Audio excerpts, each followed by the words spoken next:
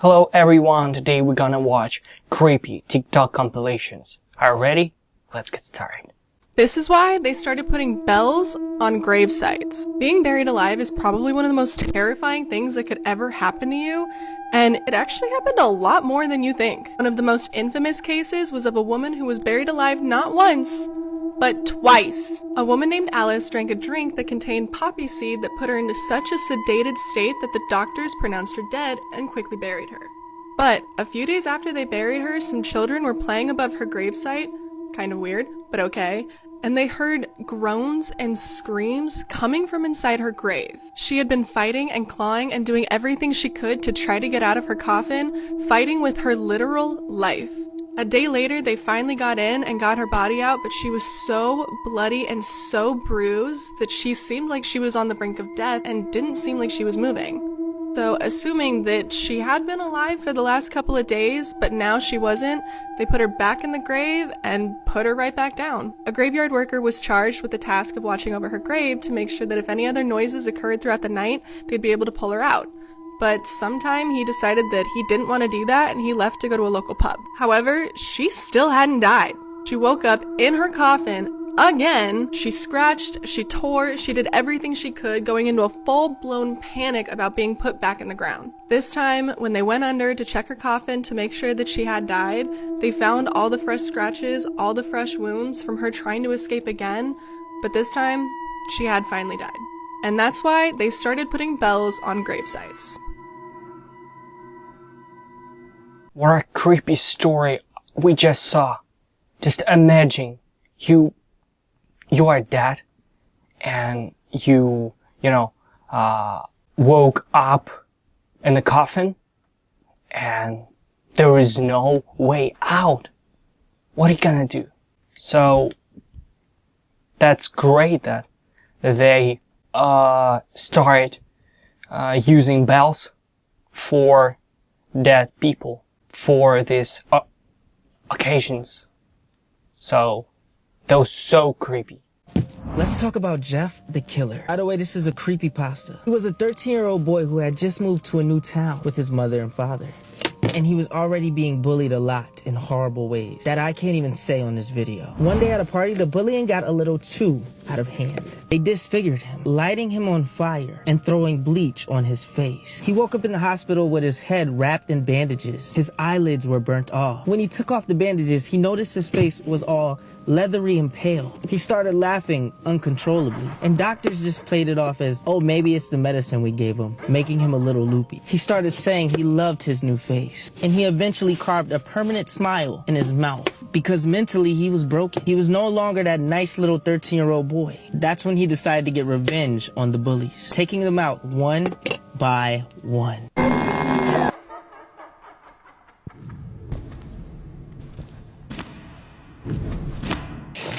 This watermelon's good. He even took his family's life. What did they do to you, bro? What did they do? Now it's stated that he comes after anyone who stays up late. This was the last photo someone took of him before he got them. This picture is supposedly cursed. Wow.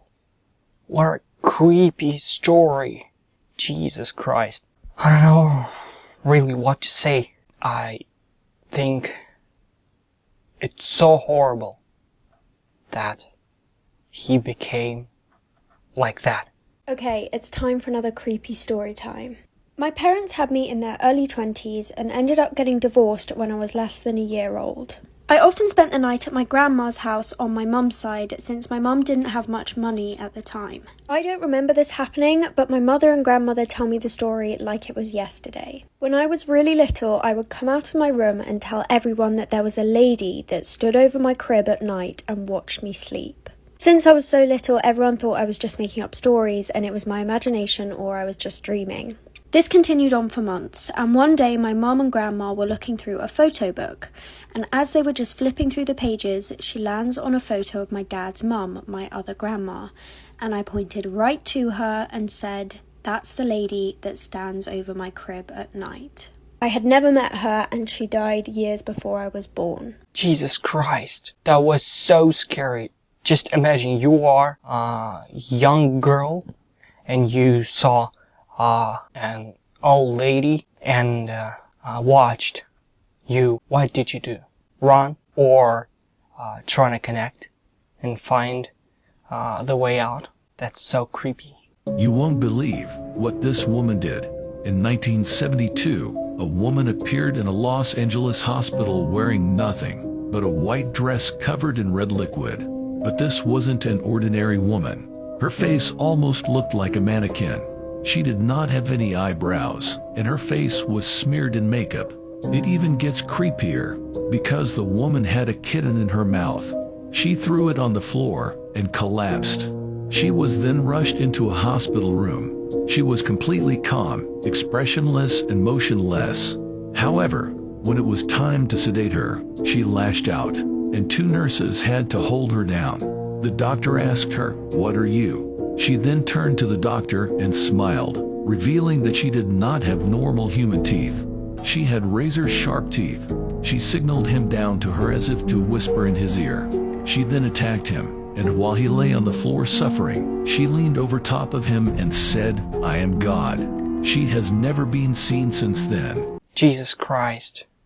Maybe this is how the real vampires look like. Wow, what a story.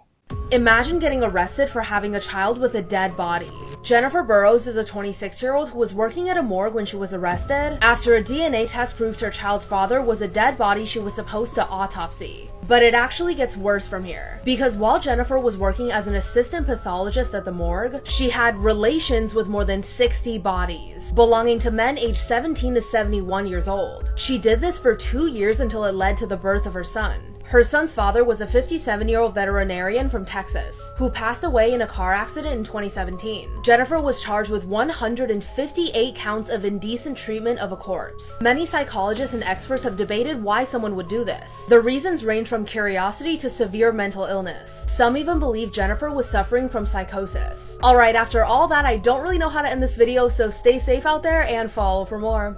I don't really know what to say because these stories take place in different, states of the USA, and perhaps we are in danger. I'm alone and you hear a knock, don't answer the door. That was my grandmother's one rule when she left me the family house. I thought it was just the rantings of an old woman. I didn't know how real the rule was until the other night. The house I inherited was deep in the forest, far from bustling city noises. Silence was the unspoken language here, except sometimes you would hear the owls. But the other night when I was sitting in the living room reading a book, that's when I heard it. There was a single knock at the front door. And then I remembered my grandmother's warning. If you're home alone and you hear one knock, don't answer the door. I looked over at my grandfather clock in the corner. It was midnight. I told myself that the knock was just a figment of my imagination. It was just the house settling, or a fallen branch against the door. But then it came again, a single solitary knock. But this time it sounded closer. I was panicking. I just stood there staring at the door. The third knock was so loud that it made the door rattle. There was no more denying it. Something was at the door. That's a really great story because, my parents taught me not to open the door when I'm alone because, it's really dangerous. Some creepy shit just happened and I tried to explain it on my secret account, but I didn't explain it really well. So I'm gonna talk about it on here. Mind you, I didn't even think this was creepy until somebody else said it was, and then I started to realize and I was like, oh shit. So I was on my way home from work, right? And I stopped at karaoke night to say hi to a few friends. And I left early because I was supposed to get home early to help my mom get my stepdad up the stairs because he just got out of the hospital. Anyway, so I left karaoke night, I said goodbye to my friends, whatever, and I started walking and there was this cat. This cat walked right by me, looked exactly like my kitten. And I thought the cat got out when my mom was helping my stepdad down the stairs to bring him to the hospital earlier. So I started following him. I was like, Mr. Kitten! And I followed this cat for a really long time, down different streets. Like I did not want to lose this cat. I was following this cat for 20 fucking minutes before this cat turned onto my street and started running. So for whatever reason I started recording because he was getting out of eye shot. I wanted to see if I could zoom in to see him. And then like we went further down the street. We were on my street now. And like the cat turned and ran up my staircase. So like I started running to like follow him. Like at that point I was like, yes, this is definitely my cat. Like he knows where he lives, you know? And I got there and the fucking cat was gone. Where'd the kitty go? Like there's a lot of snow by my stairs, but like I heard the cat under the stairs, right? And so like I trudged through the snow to like look under. There was no cat. Like the cat was not fucking there. He just disappeared. And then I realized the porch lights were on and I was like, oh shit, my parents got home before I did. Because I had spent so long following this cat, like I completely lost track of time. Like I forgot like I was supposed to like help my mom bring my stepdad upstairs. And I was supposed to be the one to turn the porch lights on when I got home first. And so like the lights were already on and I was like, oh shit. Like I was freaking out, like I lost the cat, like I didn't know where the cat went. It's like I got inside, like I was ready to cry. And like I walk in, all the lights are already on, like my parents are home. And both of my cats are just sitting in the hallway. And like I was talking to my parents about it. I was like, I'm sorry I got home so late. Like I was following this cat like I thought it was Mr. Kitten, you know? And they told me they were glad I followed the cat, but like the cats had never left the house. They're both indoor cats. Like Mr. Kitten is a runner. So like I was right to think that like that was Mr. Kitten, but like he was there the whole time. Like, the cats did not step foot outside the house. So whose fucking cat was that? And why did it take me down like all these different streets? And how did it know exactly where I fucking lived? And why did it disappear at the fucking staircase? And for anyone wondering what happened to my stepdad, he fell earlier today and like, so he's on crutches now and like he had to wear a neck brace for a little bit, but he's okay. But what the fuck? There is only one question left. Where is Mr. Kitten? Is he alive? Or he is in different dimension? You ever see a picture that just gives you, like, full body chills? This photo was captured in 2007, and it seems like kind of a harmless picture, right? There's nothing that's very out of the ordinary. It's taken outside of an apartment window by a woman named Maria Leontinka in Czech Republic. The man was just outside of the apartment. He was screaming, he was shouting, and this woman took the picture because she was going to report it to the property manager, having no idea that something very dark just occurred in that building. Inside that apartment building in 209 was a family of 4, all of which had been decapitated, and it's believed that man who was captured was responsible. Police are then able to connect the dots of another picture that was taken across town on the same exact day. It's believed to have been the same man, that he approached this group of teenagers and he was bragging about what he had just done, and they weren't sure if he was for real, if he was kidding, psychotic, so they took a picture of his face before he eventually ran. And this was the best shot they got. They even sketched the man, but they never found him, and his motive remained unknown. Jesus Christ. Just look at that picture. It's so creepy. We need to talk about this photo. This was sent to me by one of my followers, Laura, and when I read this true story about what happened to her, my jaw was on the floor. I've never read a story that actually happened to someone that was this terrifying. So let's get into the story. This photo was taken when I was 1. I had a nanny back in Indonesia and she acted very strange. Everyone felt uneasy around her and felt chills whenever she was around. Her eyes were cold and she was awkward, but at first we didn't think much of it. She was only around for a couple weeks because the next thing that happened blew my mind. One day my mom came home and found our door unlocked, the lights off, and the sound of someone's voice chanting. And on top of that, I was screaming and crying. So my mom got our neighbor and together they barged in the door, only to find me latched onto my nanny and no one could pull me off. They had to perform some kind of exorcism in order to get my arms off of her. And then she started mumbling under her breath saying, "This is impossible, usually they be by now." Later, we found out there was a group of people in a satanic cult that went around nearby towns pretending to be nannies so they can perform sacrifices to the devil and pretend it's an accident. In return, they were promised fame and money. And based on the words this lady mumbled after the ritual, it's clear that this isn't the first time she's performed this sacrifice. I only found this out months ago, but every time I see this photo, I feel chills down my spine. Oh my god. Thank you so much, Laura, for letting me share this story, and I'm so glad you're okay now. If you have a scary, strange, or just plain crazy story that happened to you or someone you know, send it to me because I would love to read your story. And follow for more. Maybe it was a demon. Maybe it was some dark creature from the hell. We don't really know. But it was so creepy, guys. I have a creepy story time. If this is the type of content that you're into, feel free to follow along. I post a scary story every single day. The person who submitted this wishes to remain anonymous, so for the sake of the story, let's call him Victor. Now, Victor is a medium, which means that he is able to help people who have recently lost a loved one in order to deliver a message or if they're having any type of experiences in their home. Back in 2006, him, his wife, and daughter had recently moved to Texas. Around this time is when they came across a family that were having issues in their home. It started off very small, like pictures falling off the wall, dishes were being moved, and keys were going missing, but nothing too crazy, just mainly annoying. But as time went on, it started to get worse. Victor was called, so he decided to go over there and take a walk around. The minute Victor walked into this house, he felt it. Now, this family had 2 young children. One was about 4, the other one was 6. So Victor suggested that they lay baby powder on the ground to try to eliminate some of the noises and the things going missing, to see if it was maybe the kids messing around. The next day at about 9 a.m., Victor gets a call from the family. He ends up going to the house. When he walks in, they show him one of the rooms where they laid the baby powder, and very clearly in cursive, the name Casey has been written out. Now, Casey happened to be Victor's daughter's name, and there was no way that anyone in the house could have been the one to write it out, because there were no footsteps around the name, 1, and 2, no one in the house knew his daughter's name. So Victor asked the family, "You guys know anyone by the name of Casey?" The family all responds with, "No, we don't know anyone by that name." Victor then tells the family that he cannot help them and starts to quickly leave the house. The family, of course, asks, "Why can't you help us? And who's Casey?" Victor explains to them that Casey is his daughter's name. And the fact that his daughter's name was written in cursive on the ground to him is a warning.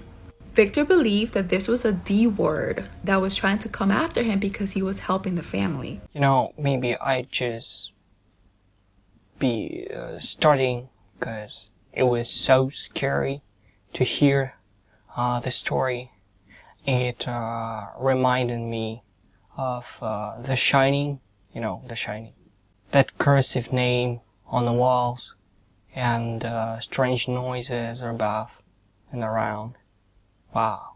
And that moment lasted for a long moment where I said, this is the part of the story where they are going to rip me apart, dissect me to see what I eat. There came a day, it was just a trickle, and I was walking on the rocks, and the Andes Mountains were in front of me, and all of a sudden I saw smoke around the next bend. But like, my spine is reacting right now as I talk about it, because I knew what I was going to see. I went around the bend, and I see a few naked people on the beach, and they see me, and we're like a good distance apart. They're on the other side of the river, you know, arrow in hand, bow in hand. They're looking at me, they're clearly conversing, and that moment lasted for a long moment where I said, this is the part of the story where they are going to rip me apart, dissect me to see what I eat. I mean, every other story in the region that we've heard, that's the ending of it. If you're alone with these people, it's not going to go well, and I have nothing to defend myself with. And I turned and I ran for like 3 hours, and I got in the river and I swam for a while, and all my food got wet. And yeah, it took me like a week to get back to town. And again, the things you learn in these moments. You know, guys,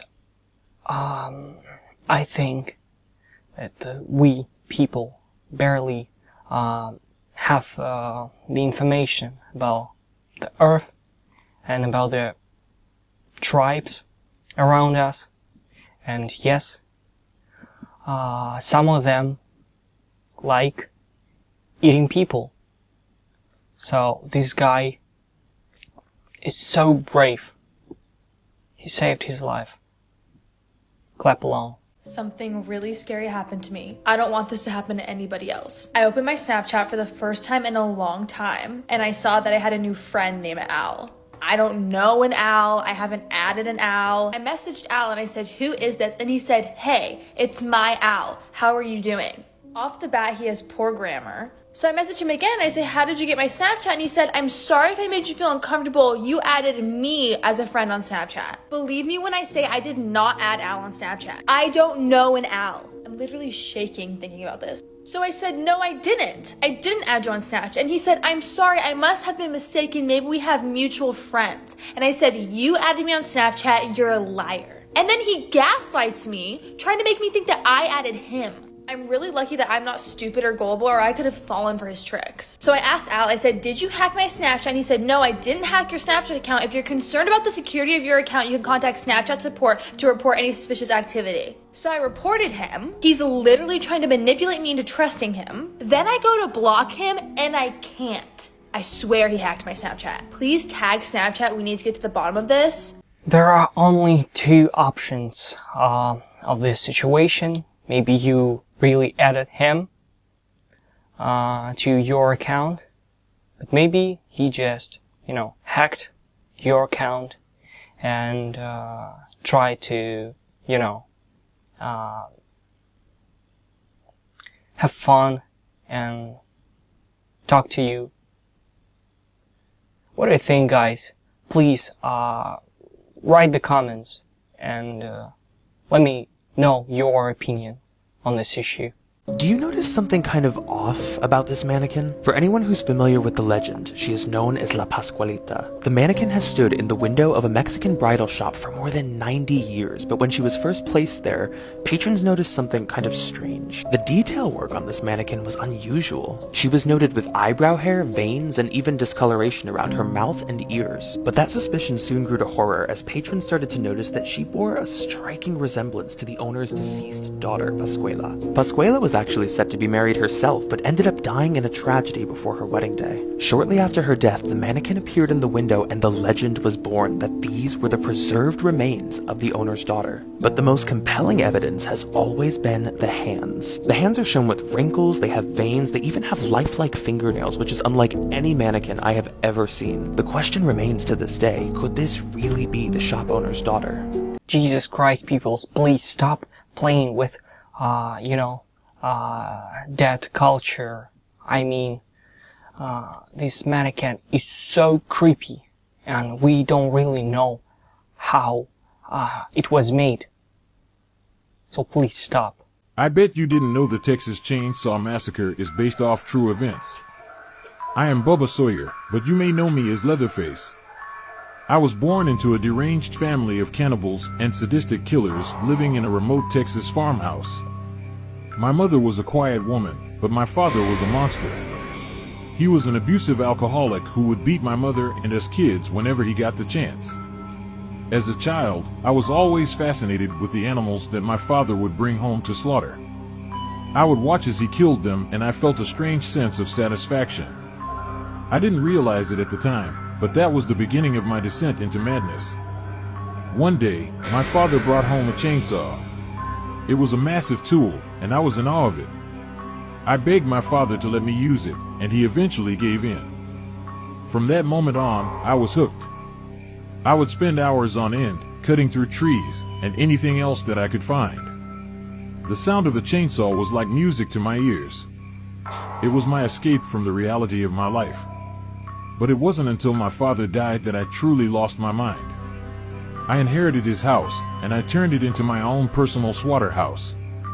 I would lure people in and kill them using my trusty chainsaw to do the deed. The screams of my victims were like a symphony to me. One day, a man named Kirk entered my home to barter for gas. I attacked him with a hammer, killing him. A woman named Pam came in after him. She found my living room strewn with human and animal bones. I grabbed her, impaled her on a meat hook, and dismembered Kirk's body with my chainsaw as Pam watched. Jerry came looking for them both. He found Pam's nearly dead, spasming body in a chest freezer. I killed him with a hammer. Later that night, I ambushed their two surviving friends, Sally and Franklin. I killed Franklin with my chainsaw.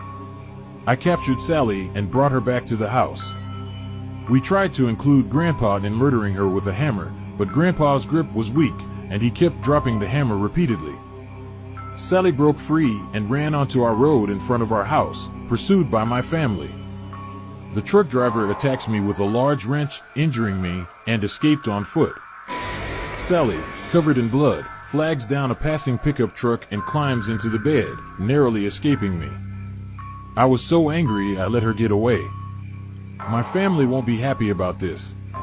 Guys, did you know that there was a real story? Jesus Christ. Texas, yeah. The land of free and slaughterhouses. In this video, you learn about a disease that makes people crazy. Hey, what's going on, guys? Patient 1 and 2 brought to the emergency room on the same day. Stage 1, week 1. Alright, dude. Patients begin to smile with some resistance. Stage 2, week 2. Holy crap. First of all, bro on the right lost his hair. Faces begin to contort to a wide grin. Patient's behavior becomes predatory, so this is when they become dangerous.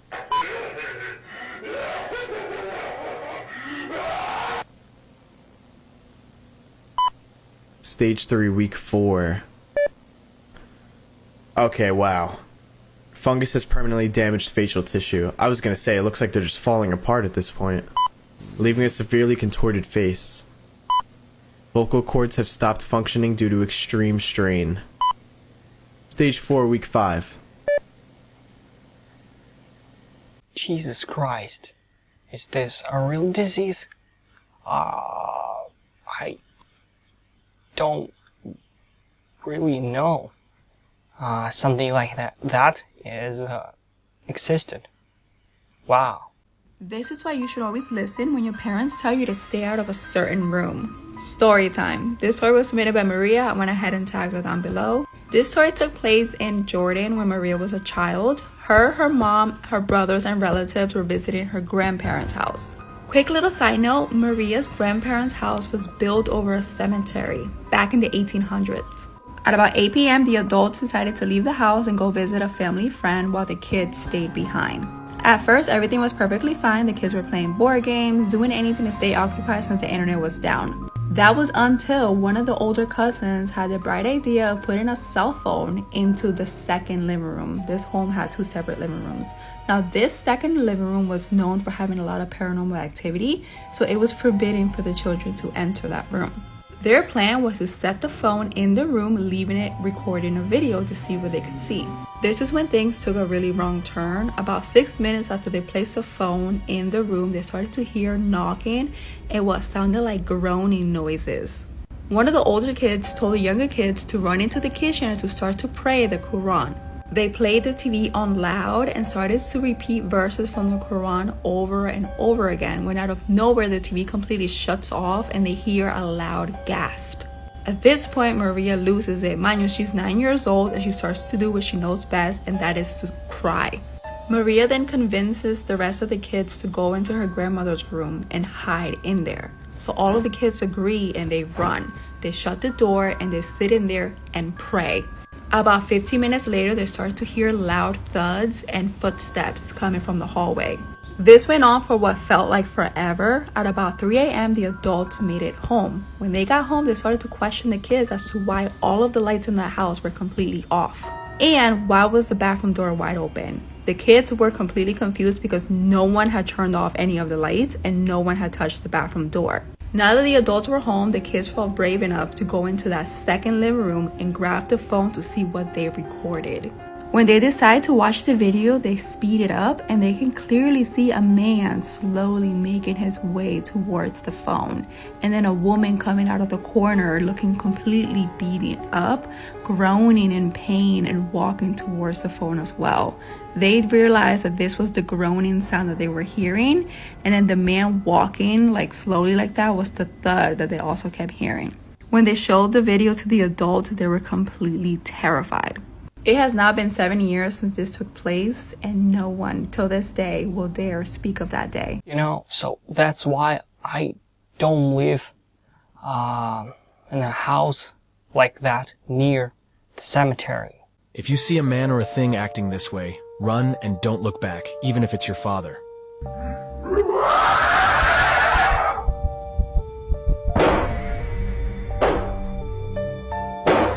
In the rest of the video, this thing is going to do something terribly shocking. Before I show you the end of this video, I have to warn you. I can only protect my subscribers who have liked and shared this video. This man is the father of 3 children, with the youngest behind the camera. These past few days, they have all noticed strange changes in their father's behavior. He seemed distracted, talking to invisible people and laughing for no reason in the middle of the night. Then came the day when they found him standing on the roof of the house, staring at the night sky. But what the young son will discover on this day is more terrifying than anything they have seen so far. He transformed into this thing, and here's what he did.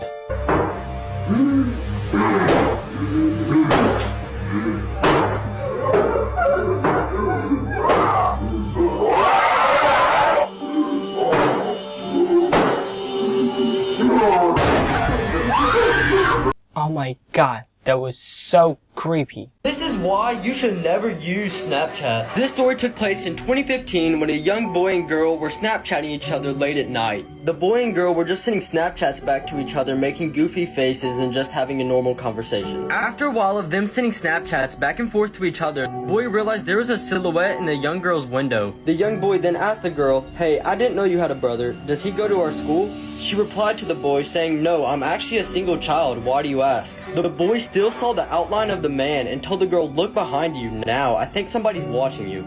Right when the young girl turned around, she saw the man staring at her. The young girl screamed as loud as she could and ran straight to her parents' room. When the parents went into the young girl's room, the window was completely shattered and the only thing left was a note on her bed. The note said, "See, this is what happens when you talk to other boys."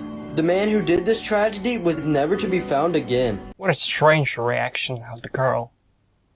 She found a brother. Be happy.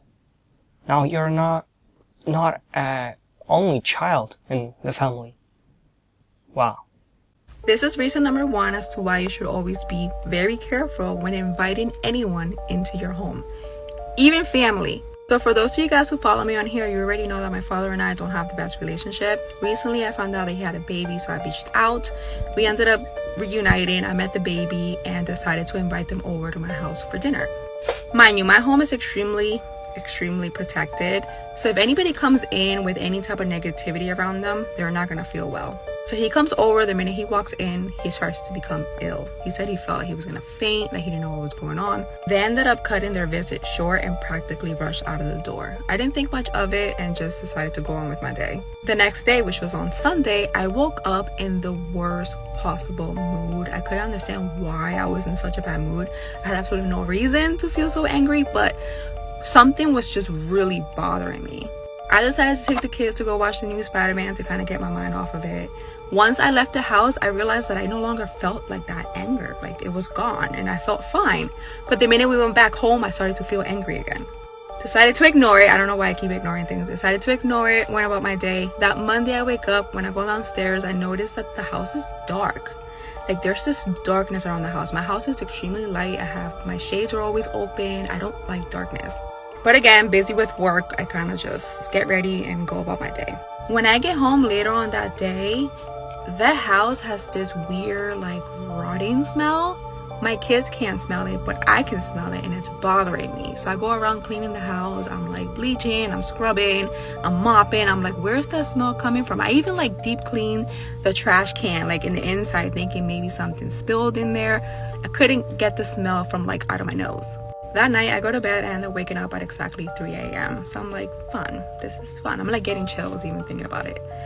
My mouth is so freaking dry. I go downstairs to get something to drink. When I go downstairs, I notice that the basement door is open. I never leave that door open. So I shut it, grabbed the water, and went back to my room. The minute I lay down, I'm paralyzed. This thing paralyzes me, and it shows itself. I'm like fighting back again. I'm not afraid of any of this stuff because I've been dealing with this stuff my whole life. So I'm pretty much laughing at it, telling it that it has no power, it needs to leave. I start to pray, and it's continuing to like hold me down. At one point, I'm able to break free and I like overpower this thing. I have one of those Stanley cups, the dupe, not the real one. I'm not spending $40 on a cup. Next to my nightstand, and I started to hit it in the head with it. Once I did this, it went away. I say my prayers and go to sleep. I wake up at about 6 a.m. and decide to go downstairs to get my coffee. When I go downstairs into the kitchen, I hear what sounds like something like fumbling in the basement, like something's falling over in the basement. And then I look and realize that the basement door is open. Jesus Christ, this girl is so brave. Look, I have goosebumps on my hands and I feel, so afraid of that. The story time. When I was around 8 years old, I remember I was sleeping in the bed with my mom. And my mom kept on saying that she kind of felt like there was somebody outside that was probably like looking. At this point, it's around 1 o'clock in the morning. So she gets up out of bed and she turns on the light in the hallway.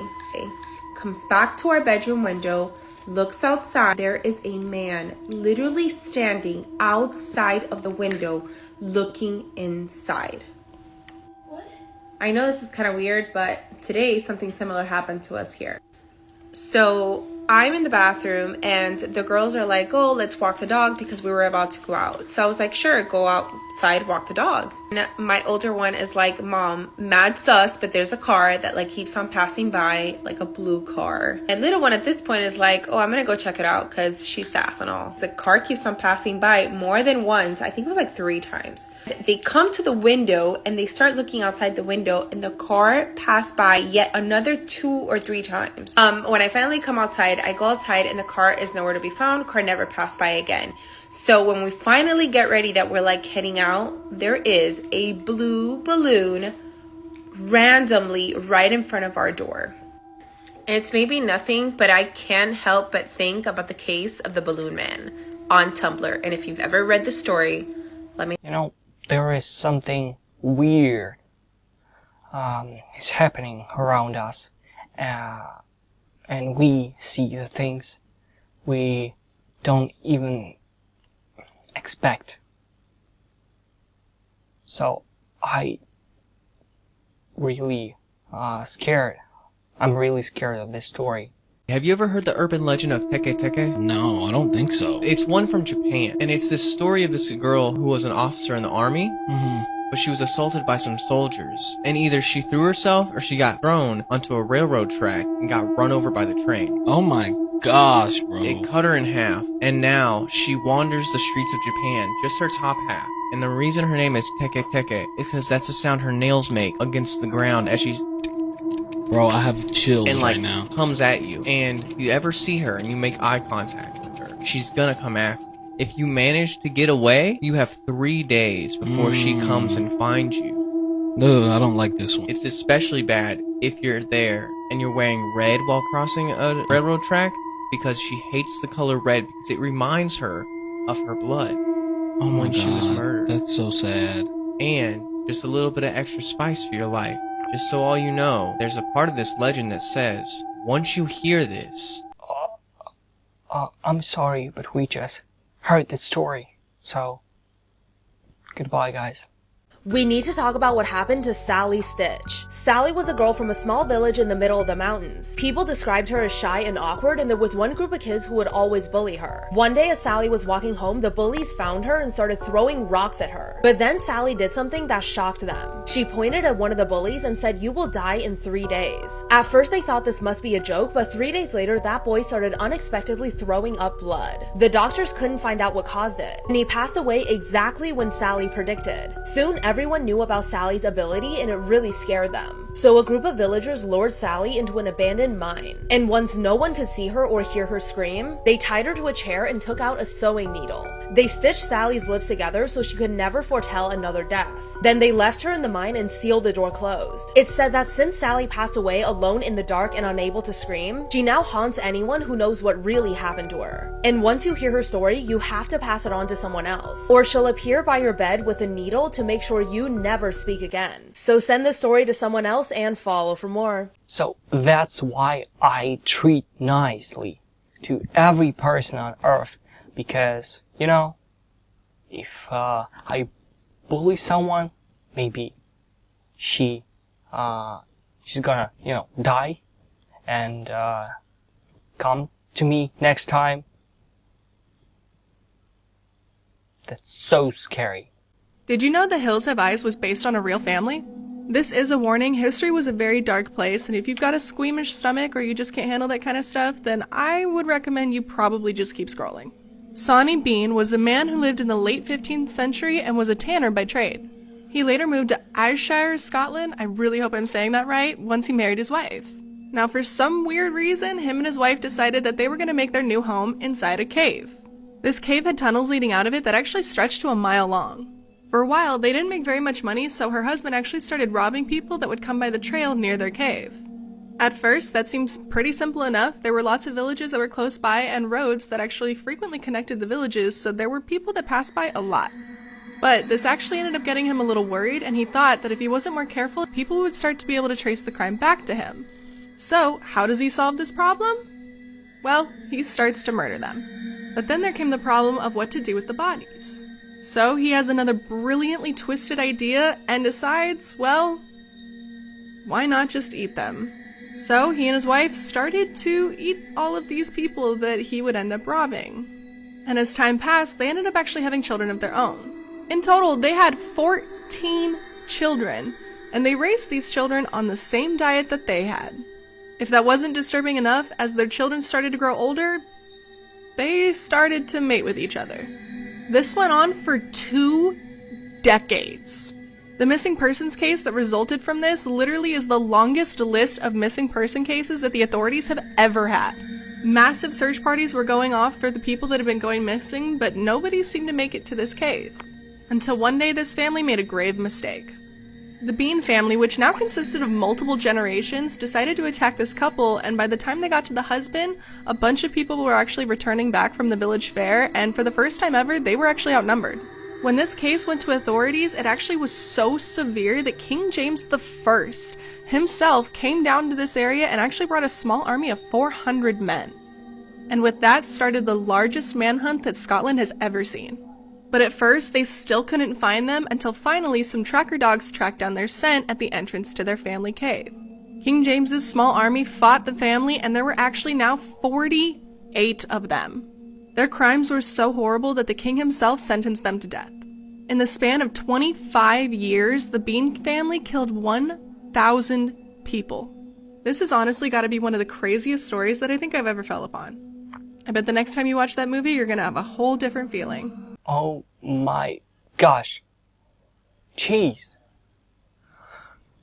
The caveman is real.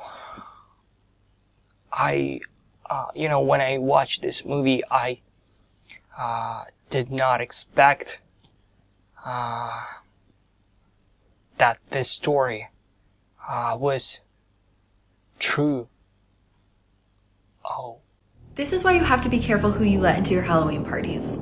So this is a photo of who police believed was a guest at a Halloween party in Rochester, New York in the 1940s. The party was being thrown by Jack and Amelia Layton, and they actually noticed that this guest was outside of the party watching the guests through a window. The report claims that Amelia believed the guest was her friend Jan, who tended to go above and beyond for Halloween, creating very scary costumes. So she let this person in believing it was her friend Jan. But then 20 minutes later, Jan shows up, and that guest could not be found anywhere. So Amelia starts running around the party asking everyone if they knew who that guest was, and no one had recognized that person.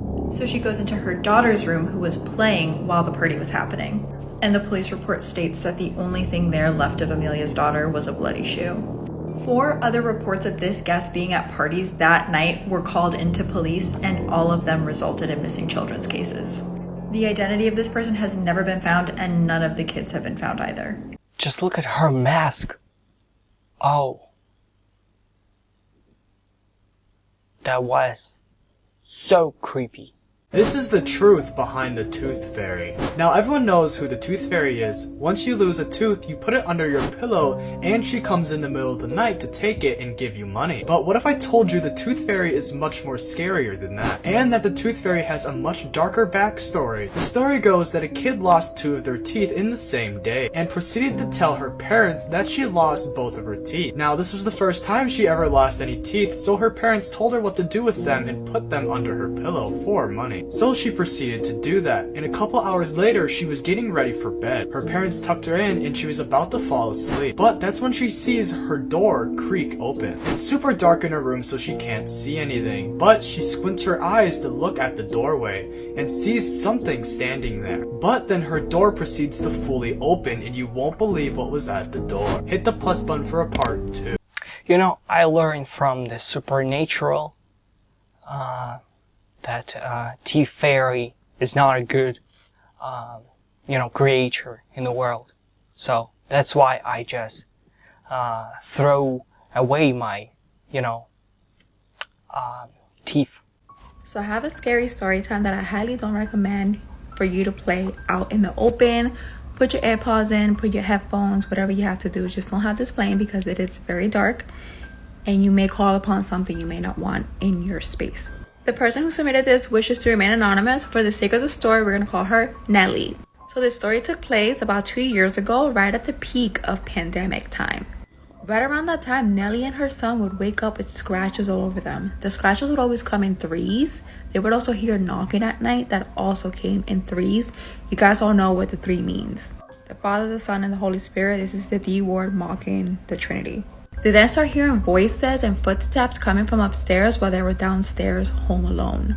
The final straw was when Nellie's son told her there was a painting on the wall that was moving, so she decided to take it down, only to turn around and find that same painting set in the middle of the room with her sweater balled right on top of it. At this point, she decided to get some professional help and reached out to some paranormal investigators. At first, they came to her home to interview her to make sure that she wasn't having a mental breakdown and also to try to debunk some of her claims. After they were assured that she was perfectly fine, they decided to set up an investigation. They told her that they would be back within 2 days. In those 2 days from the time the investigators visited the home, the activity in the house amped up drastically. The morning that the investigators were set to arrive, Nellie decided to drop her son off at the babysitter's house. Now, anytime Nellie spent time at that house, she always had background noise playing because she was always afraid of what she may hear. Being that they were getting ready to leave, everything was off in the house, and as Nellie was upstairs just finishing up with getting ready, she hears a woman's voice talking to her son downstairs. She yells down to her son and asks him who he's talking to, when she clearly hears a woman's voice say, "Don't tell her." Immediately, Nellie ran downstairs and went to grab her son. Now, her son is normally a very calm and sweet boy, but the minute she picked him up and said it's time to go, he completely lost it and had the biggest tantrum of his life. She practically had to fight to get him into the car. His arms kept wailing. He kept trying to do everything in his power to prevent from leaving the house. Finally, Nellie had to set him down. The minute she set him down, he ran to the garden and picked up a flower. And in the creepiest voice possible, he said, "We have some visitors coming. I have a gift for them." Nellie felt sick to her stomach. She picked him up and put him in the car. When they were about 30 seconds down the road, it was almost like he snapped out of a trance and he went back to his normal self. They both ended up going out to eat. When they were out, Nellie's son did not mention anything about what had just happened. But unfortunately, in the craziness of trying to get her son out, she realized she forgot her overnight bag, which meant that she would have to go back to the house. Now I'm gonna have to do a part 2 because TikTok took away my 10-minute long videos, so I'll post this right after this. Oh my god. Oh my god. Wow. This is the scariest and the creepiest story I've ever heard in my entire life. Jesus. Scary things caught on camera. 2 girls are eating dinner while her mother happily watches. Everything seems to be going well when one of the girls notices something in the other room and lets out a scared wail.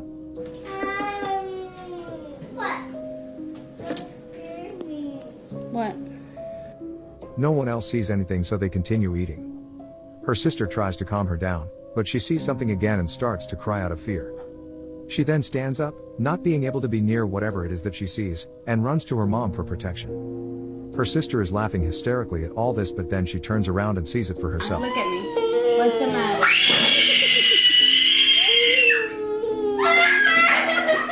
Check out my page to find out what happens next. So guys, that's it. Thank you for watching. Subscribe to my channel if you like this, creepiest stories, as I do. So welcome. See you soon, guys. Goodbye.